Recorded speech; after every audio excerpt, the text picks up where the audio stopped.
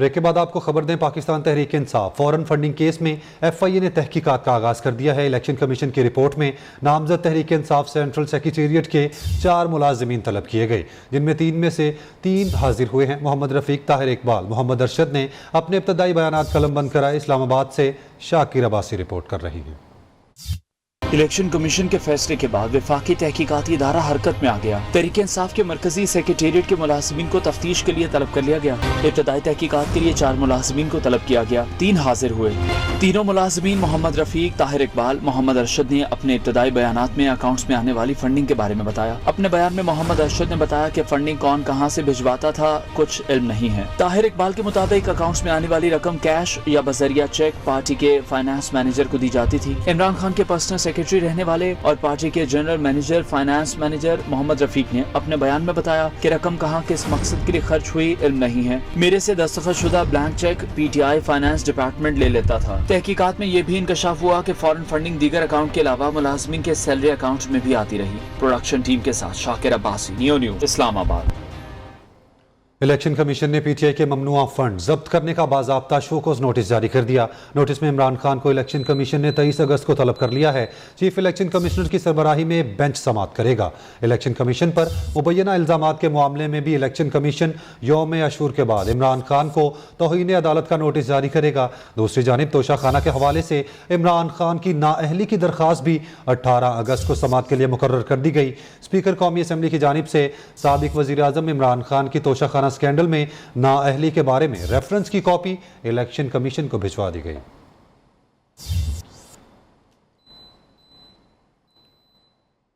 Election commission ने आम इंतखाबात के लिए हतमी फहरिस्त शाया कर दी है। कौमी असम्बली की 266, सूबाई असम्बली की 593 हल्कों के लिए हल्का बंदियों को हतमी फहरिस्त सामने आ गई है। इलेक्शन कमीशन को 11 अप्रैल से 26 अप्रैल 2022 के दौरान तमाम मतलूबा नक्शाजात और दीगर दस्तावेजात फराहम किए गए। और यहाँ आपको खबर दें, खुशाब में मेंबर कौमी असम्बली और साबिक PTI रहनुमा जवेरिया जफर आहिर ने इमरान खान के खिलाफ कार्रवाई के लिए दरख्वास्त दायर कर दी है। PTI कारकुनान की धमकियाँ मिलने पर DPO खुशाब के पास दरख्वास्त दायर की। जवेरिया जफर ने कुछ दिन कबल इमरान खान के खिलाफ कौमी असम्बली में तकरीर की थी। दरख्वास्त में कहा गया है कि PTI वर्कर्स जान से मारने की धमकियाँ दे रहे हैं। इमरान खान को पांव पर खड़ा करने के लिए पाकिस्तान के पांव काटे गए। सेनेटर पलवा शाह खान की साबिक वजीर आजम पर कड़ी तनकीद। कहती हैं पाकिस्तान की जानिब से 2016 में IMF से कर्ज लेना खत्म कर दिया गया था, फिर पाकिस्तान के पांव काट कर अमरीकी रजीम को मुसल्लत किया गया। मकसद एक ही था कि पाकिस्तान मुआशी तौर पर हमेशा साम्राज्यी बैंकों का दस्ते नगर रहे। इमरान खान अपने मुखालिफिन को मशरिक करार देकर इस्लाम की तमाम हदें पार कर रहे हैं। उलमाए कराम नोटिस लें। और भारतीयों के पैसों से और दूसरों को आप समझाएंगे कि आप इंपोर्टेड हुकूमत हैं, आप शिर्क करते हैं। वो सारे पैसे आए तो रियासत मदीना बनेगी। हमें पता है शिर्क क्या होता है। आप हमें शिर्क की नई डेफिनेशन सुनाए समझाएंगे, आप हमें कलमा पढ़ाएंगे ला इलाहा इल्लल्लाह, वो भी आधा, बाकी आधा क्यों नहीं पढ़ते? मोहम्मद और रसूल अल्लाह, ये क्यों नहीं बोलते? आप हमें नया मुसलमान बनाने का एक तरीका जो है वो न सिखाएं। ताहयात नाअहली के खात्मे के लिए पार्लियामेंट में कानून ला रहे हैं। साबिक वजीर खजाना इसहाक डार का कहना है नवाज शरीफ को गलत नाअहल किया गया, इस कानून को बदलने की जरूरत है। इस हवाले से कानून साजी के लिए काम हो रहा है। PTI के खिलाफ ममनुआ फंडिंग साबित हो चुकी, PTI पर पाबंदी लगनी चाहिए। इमरान खान तोशाखाना केस में नाअहल होने जा रहे हैं। इस वक्त जो है कानून और जो फैसले हुए हैं मियां नवाज शरीफ साहब का, जहांगीर तरीन का और फैसल वटर का, लाइफ टाइम उनको डिस्क्वालीफाई किया है। ये अलग बात है, डिबेटेबल है कि लाइफ टाइम होना चाहिए कि नहीं होना चाहिए। आइन खामोश है, तो उसमें भी हम लेजिस्लेशन करेंगे आने वाले वक्तों में। पोलिटिकल पार्टीज ऑर्डर 2002 के तहत PTI ने जितने जो फंड्स इकट्ठे किए उसमें से एक बहुत बड़ी रकम जो है वो कानून के खिलाफ इकट्ठी की। इस पार्टी को इस मुल्क में बैन होना चाहिए। जहां तक इमरान खान साहब का तल्लक है, वो फिर वो 621F उनकी मिस डिक्लेरेशन जो है वो ऑब्वियसली आपको नाअहल करती है। इमरान खान को ताहयात नाअहल नहीं बल्कि कानून और आइन के तहत फांसी होनी चाहिए। लीगी रहनुमा जावेद लतीफ़ ने लंदन में मीडिया से गुफ्तगू में कहा, आइन इस बात की इजाज़त नहीं देता कि मुल्की मफाद के खिलाफ इसराइल और भारत से फंड्स लिए जाएं। जैसे नवाज शरीफ के खिलाफ फैसला आया था, वैसे ही इमरान खान के खिलाफ भी कानून को हरकत में आना चाहिए। कानून आइन के मुताबिक फैसले ले लिए जाएं, फैसले करवाए भी ना जाएं, तो ये सिर्फ ताहयात नाहल नहीं होता, बल्कि आइन के मुताबिक, कानून के मुताबिक ये फांसी चढ़ता है इमरान खान। और फांसी क्यों चढ़ता है कि पाकिस्तान का आइन इस बात की इजाजत नहीं देता कि पाकिस्तान के मफादात के खिलाफ आप इजराइल से, इंडिया से पैसा लें और उनके मफादात का तहफ़्फ़ुज़ करें। इमरान खान ओवरसीज के सामने बेनकाब हो गया। असद उमर, इमरान इस्माइल और आमिर कियानी के खिलाफ तहकीकात का हुक्म दे दिया। नाम ECL में डाले जाएंगे। रहनुमा मुस्लिम लीग नवाज हनीफ अब्बासी ने वाज़ेह कर दिया। दावा किया सुप्रीम कोर्ट में इमरान खान डिस्क्वालीफाई होंगे। मीडिया से गुफ्तगू में मलिक अहमद खान ने कहा, PTI मुल्क में नफरत को फ़रोग दे रही है। वो कौम को उसका नाम बताएं जिसने उन्हें गारंटी दी थी कि चीफ इलेक्शन कमिश्नर न्यूट्रल रहेंगे। इनके जो 13 बेनामी अकाउंट्स, उनकी इन्वेस्टिगेशन का फैसला किया गया है। पहला नाम है इसके अंदर ताहिर इकबाल का, और इसकी टोटल सैलरी जो ले रहा था उस वक्त 28,000 थी, और इसके अकाउंट के अंदर जो ट्रांजैक्शन हुई है वो 5 मिलियन की हुई है। इसी तरीके से मिस्टर मोहम्मद अरशद है, ये उनका माली है। इसकी जो टोटल सैलरी थी वो थी 28,000 और उसके अंदर भी 6 मिलियन की हुई है। इनके खिलाफ और इन्वेस्टिगेशन जो FIA के सुपुर्द कर दी गई है। आरफ अलवी साहब फौरी तौर पे जो है वो सदारत से इस्तीफा दें। अगर उनमें थोड़ी सी शर्म और हया है तो आप सबसे बड़े डाकू भी निकले, चोर भी निकले, और उसके बावजूद आप बहुत बड़े पारसा हैं। इमरान खान हुकूमत में हो या हुकूमत के बाहर, ये इस मुल्क के लिए ज़हर कातिल है। KP chief minister American ambassador से मुलाकात कर रहे हैं, उनसे फंड्स वसूल कर रहे हैं, उनसे गाड़ियां ले रहे हैं। 17.5 मिलियन US$ की वो फंडिंग थी। अगर महमूद खान मिले सफीर अमेरिका के को तो वो हलाल है। सिंध के सूबाई वजीर सईद गनी का कहना है, इलेक्शन कमीशन के फैसले के बाद अब इमरान खान को अपना सियासी मुस्तकबिल बचाने की कोशिश करनी चाहिए। फौरन फंडिंग का जुर्म इमरान खान पर साबित हो चुका, अब इसके इमरान खान को सजा मिलनी चाहिए। प्रेस कॉन्फ्रेंस में सईद गनी ने कहा, इमरान खान ने गैर मुल्कियों और कंपनी से फंड्स लिए हैं।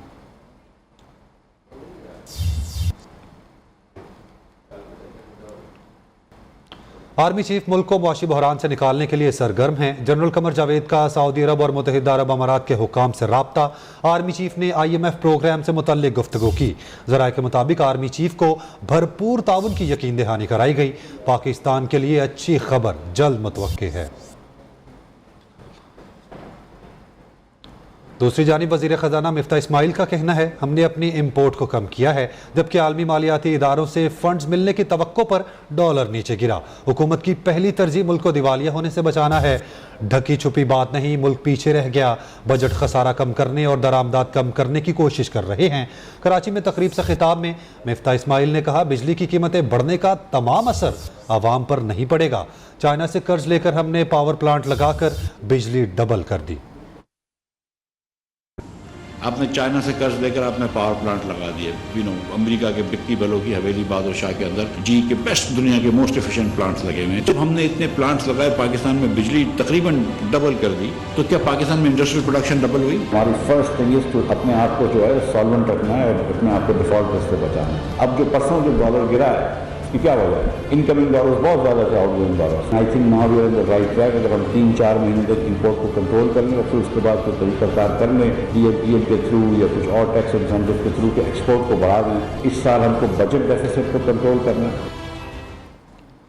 रुपया फिर से तगड़ा होने लगा। डॉलर की कीमत में मजीद 2 रुपये 11 पैसे की कमी आई है। इंटरबैंक में आज डॉलर 224 रुपये 4 पैसे पर बंद हुआ। इंटरबैंक में डॉलर 5 दिनों में 15.5 रुपये सस्ता हुआ है। डॉलर सस्ता होने से बैरूनी कर्जों के बोझ में 2000 अरब रुपए की कमी आई है। पाकिस्तान स्टॉक एक्सचेंज में भी तेजी आई। 100 इंडेक्स में 670 पॉइंट्स का इजाफा हुआ।